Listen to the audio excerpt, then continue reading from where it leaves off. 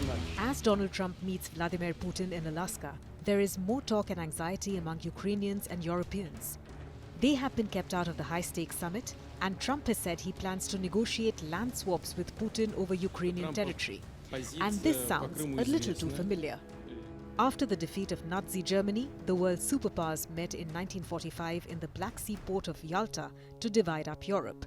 They drew lines on the map that tore apart countries, effectively delivered Eastern Europe to Soviet occupation, and dismembered Poland. And none of those countries were represented or had any say.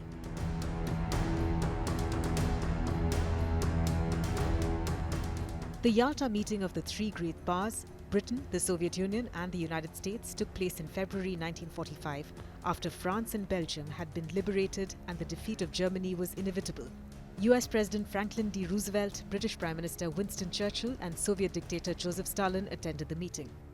At the summit, it was decided that all countries freed from Nazi control were to be guaranteed the right to hold free democratic elections to choose their own governments. This commitment was released as an official joint statement, the Declaration on Liberated Europe. However, Stalin was offered a sphere of influence in Eastern Europe. The summit was followed by a conference in Potsdam, Germany in July, which reconfirmed the division of Europe into Western and Soviet spheres. Since then, Yalta, which itself is in Russia-annexed Crimea, has become a symbol for how superpowers can decide the fates of other nations and peoples.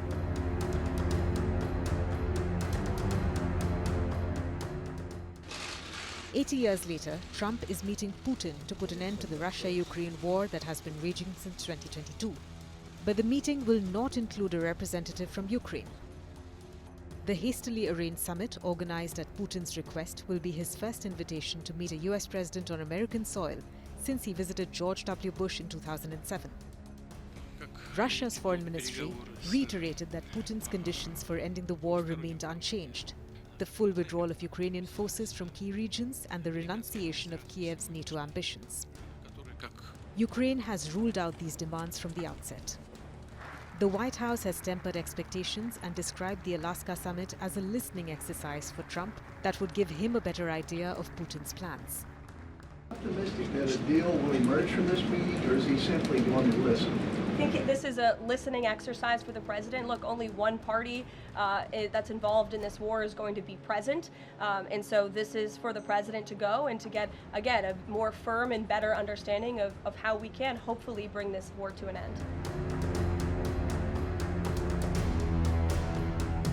In Alaska, Putin is likely to push for full control and US recognition of Donetsk and Luhansk as Russian territory. Kiev still holds key cities in Donetsk, such as Kramatorsk and Sloviansk, along with heavily fortified positions of critical strategic importance, whose defense has cost tens of thousands of lives. Russia is highly unlikely to relinquish territory it has held in southern Zaporizhia and Kherson, which forms a vital land bridge for the Donbass along the Sea of Azov to Crimea. Russia claims to have annexed all four regions plus the Crimean Peninsula, which it captured in 2014. Moscow could offer to relinquish small slivers of Ukrainian land it captured in the Kharkiv and Sumy regions. Trump told European leaders during a call on Wednesday that he does not intend to discuss any possible divisions of territory when he meets with Putin in Alaska. Trump and European leaders agreed that a ceasefire in Ukraine has to be implemented before peace negotiations can begin.